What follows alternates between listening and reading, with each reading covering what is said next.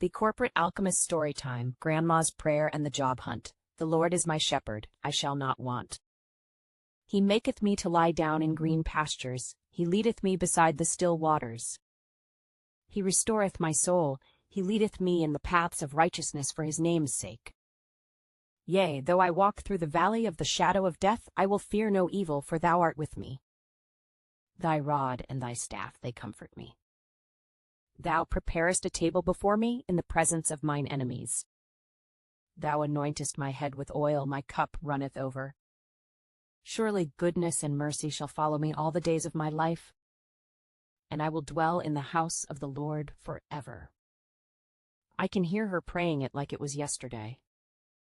Her name was Denise Belle.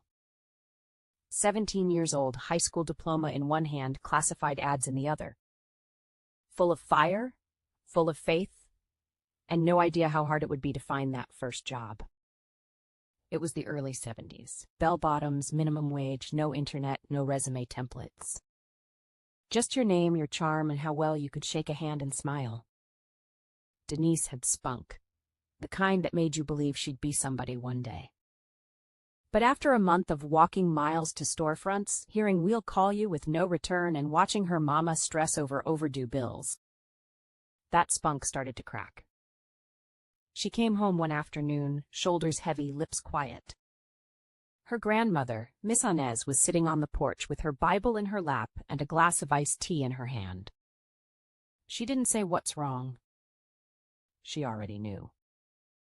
She simply said, "Baby, tomorrow morning before you go out, I want you to sit right here and say the 23rd Psalm 7 times. Then say, 'Don't let my body be troubled or my mind be worried.' And then go."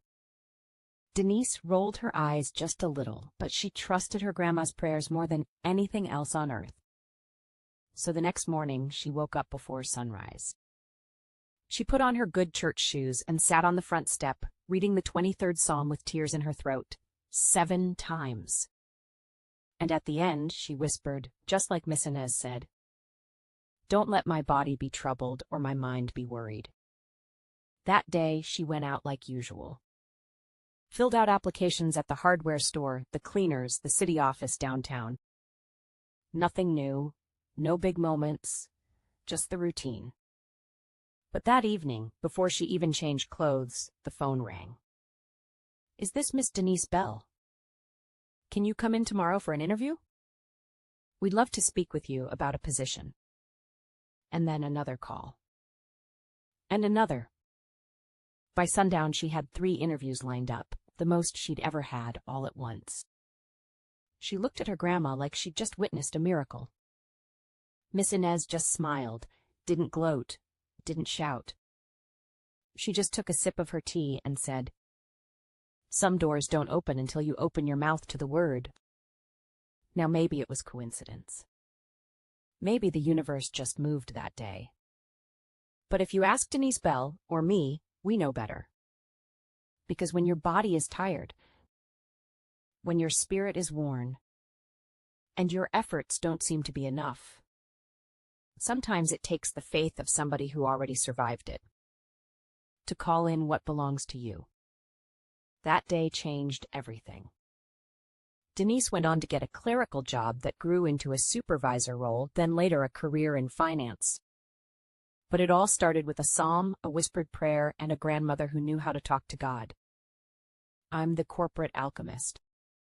And I believe in hustle, strategy, and spiritual alignment. Sometimes the job search needs a resume. And sometimes it needs a ritual. Follow for more stories like this. And if you're in a moment of waiting, say your psalm, walk your path, and don't be surprised when the phone starts ringing.